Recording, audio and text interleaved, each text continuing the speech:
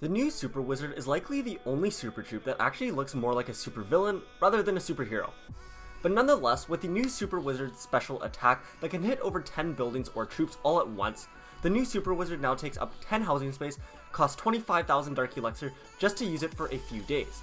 So the big question that no one is asking inside of Clash of Clans is, where did this super powerful new Super Wizard come from?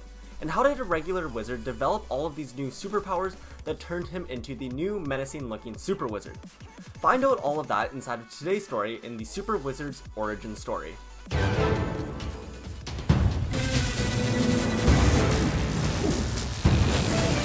The new Super Wizard's origin story all starts out with, yep, you guessed it, the regular wizard. So one day the wizard was working in his laboratory in the Clash of Clans village. He recently developed an interest in the Ice Golem's special properties that allowed him to basically drop a massive free spell that is double the size of a regular free spell.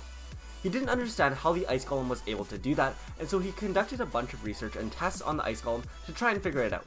Now the wizard could have saved himself a ton of time by watching the Ice Golem's origin story, which I have on my channel that you guys should definitely check out for yourselves, but nonetheless, he ended up figuring it out on his own. And so he wanted to try and recreate a new super powerful free spell to create a more powerful version of the one that the village already had, and so one that the village could use on a frequent basis without having the Ice Golem there. And so the wizard started brewing up a spell inside of a cauldron.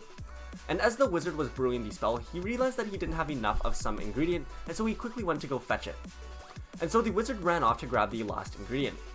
But when the wizard got back, he saw that the lava hound had fallen into the cauldron somehow. He didn't know how, but he knew that he had to do something to save him. And so the wizard casted a quick spell that lifted the lava hound out of the potion. The wizard came back at the perfect time, and he ended up saving the lava hound's life by a few seconds. But the lava hound did change a little bit even though he was saved, where the ice spell ended up having a bit of a funny effect on the lava hound, which ended up turning him into a bright white and blue looking lava hound. Instead, it was more like an ice hound. Which, by the way, you can find the entire story of everything that happened to the lava hound and how he got into that cauldron in the first place, all inside of the Ice Hound's origin story, which I'll have linked in the description below or by clicking the eye in the top right. But anyway, this story isn't about the Ice Hound, it's all about the wizard. And so after the wizard saved the lava hound and after the new Ice Hound had flown away, the wizard was teleported into an unknown magical area without any notice. He was just in his laboratory in 1 second and then poof, he was gone. And so where the wizard ended up teleporting was unknown, and standing in front of him was the Leprechauns god, the creator of the Clash universe.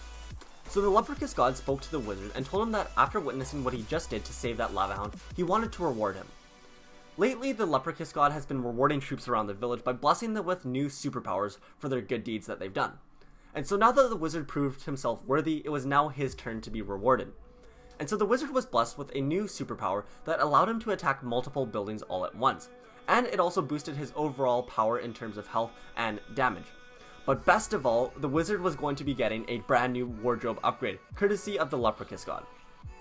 Now the wizard already loved fashion a ton, as you can tell throughout some of the Clash commercials, but now that he was getting a new outfit, he was beyond excited, and honestly he was more excited about this rather than the buffs that he just got. And so while the Leprechauns god went to go fetch the brand new wardrobe for the wizard was stuck waiting alone inside of the empty room. The wizard noticed that on a table nearby there was a potion there. The wizard had never seen this type of potion before, considering he was usually the one that made them all in the Clash village, and so he was really intrigued by it.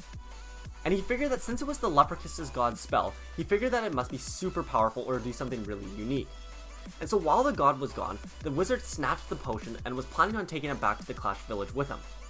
Now when the Leprechauns god got back, he didn't notice that the spell was missing, and so he gave the wizard his brand new wardrobe, and then he casted the spell that transported him back to the Clash of Clans village. And only a while later did the Leprechauns god realize that the wizard had stolen his invisibility spell from him. It was a spell that he had been working on for quite some time, and he was going to give it to the Clash of Clans village in a little bit anyways. And so he wasn't too mad that the potion was gone, and it's not like it was going to be super overpowered inside of the Clash village. And so since he didn't really care too much about the potion, he decided not to take the wizard's powers away, and instead he decided to just give him a punishment. And also considering that the Leprechauns god didn't want to go through all of the work of taking back the super wizard's powers or anything like that. He had just had a long week and he really just wanted a break, and he had been working very hard all year, and so he decided to just let it go. And so instead of removing the wizard's superpowers, he just ended up punishing him by making his powers temporary. and made it so that every time he wanted to use them, he would have to pay a hefty amount of Dark Elixir just to activate it each time. And that there seems like payment enough for what the wizard had stolen from the Leprechauns gods. And so when the wizard ended up getting back to the Clash of Clans village, he had this brand new spell that he really wanted to test out. And so inside of the next battle, he ended up throwing the potion on the ground, and all of a sudden he was able to see, or rather he was not able to see himself anymore.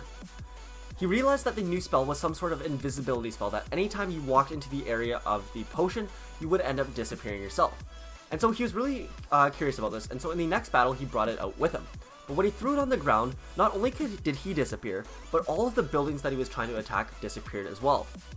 It was too bad because he was thinking that if he could be invisible for the entire battle, it would be super OP.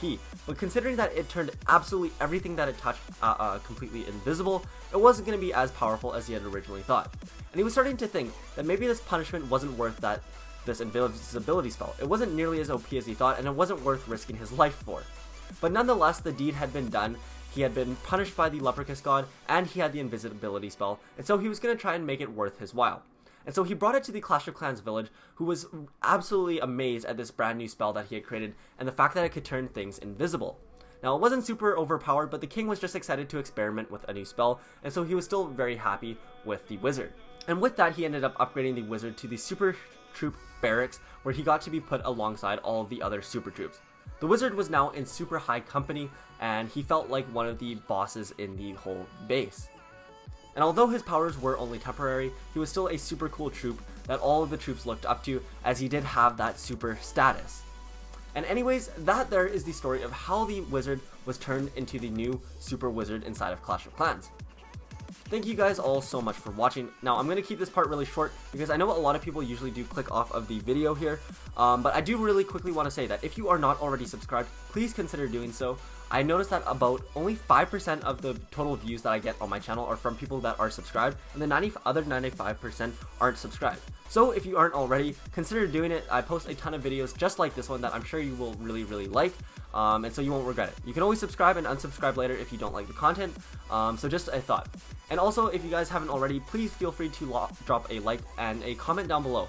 I really want to know what story I should be doing next. There's a lot of new troops that just came out inside of Clash of Clans and Clash Royale, such as the Icehound, which I just did a story on, which I referenced back to you guys, so check that out if you haven't already. I've also done the brand new Mother Witch inside of Clash Royale, and then there's a lot of new cool things too, like the Lumberjack and the Log story. That one had been a long time in the making, and now that Clash of Clans just released a brand new commercial that was kind of showcasing a little bit of the origin of the Log. I wanted to go back and tell the entire story of how the Log was created and how the Lumberjack was created as well. So strongly recommend you guys check those out if you haven't already. But anyways, the video is getting a little bit long here, so I'll just cut it short. I just wanted to say thank you guys so much for watching. Stay safe out there, and I will talk to you guys all in the next video. Peace out.